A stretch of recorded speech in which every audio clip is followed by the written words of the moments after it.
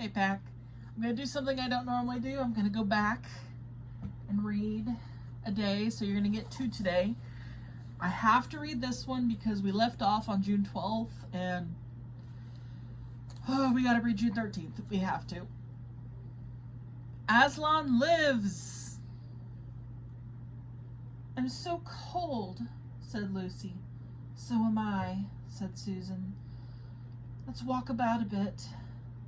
They walked to the eastern edge of the hill and looked down. The one big star had almost disappeared. The country all looked dark and gray. Oh no, looked dark gray. Quit adding words. But beyond, at the very end of the world, the sea showed pale. The sky began to turn red. They walked to and fro more times than they could count between the dead Aslan and the eastern ridge, trying to keep warm, and oh, how tired their legs felt. Then at last they stood for a moment looking out towards the sea of Cair Paravel, which they could now just make out. The red turned to gold along the lines where the sea and the sky met, and very slowly up came the edge of the sun. At that moment they heard from behind them a loud noise, a great cracking, deafening noise, as if a giant had broken a giant plate. "What's that?" said Lucy, clutching Susan's arm. I feel afraid to turn around," said Susan. "Something awful is happening." "They're doing something worse to him," said Lucy. "Come on." And she turned, pulling Susan round with her. The rising of the sun had made everything look so different. All colors and shadows were changed, that for a moment they didn't see the important thing. Then they did. The stone table was broken in 2 pieces by a great crack that ran down it from end to end, and there was no Aslan. "Oh, oh, oh," cried the 2 girls, rushing back to the table. "Oh, it's too bad," sobbed Lucy.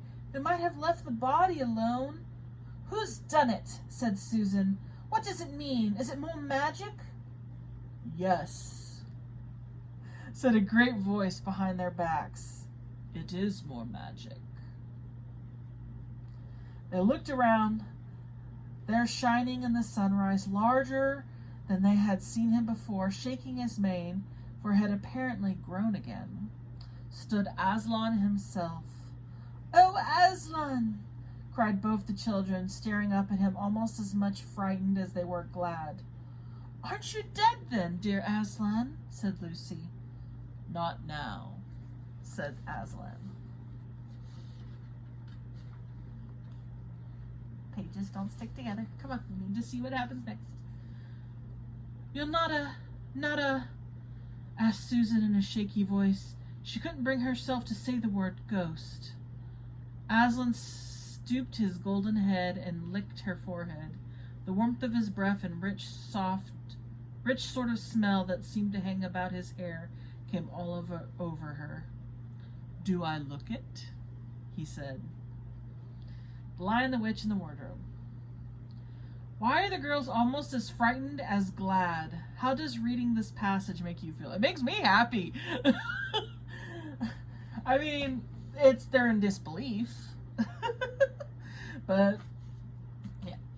There's more to this scene, and I wish I hadn't missed those days, but I'm not going to read them all. I just had to read where Aslan comes back. So if you have not read this from the book, I would really encourage you to. It is such a good scene, especially. It's just, I don't think the movie even comes close to doing it justice. Like, there's something just so emotionally vivid about it that's even more epic than the movie, in my opinion. So, yeah. I will say that's it. There's not much to that. I mean, that's why they were afraid. Like, they're in disbelief. You know, like, what if he was a ghost or something else, and they didn't understand.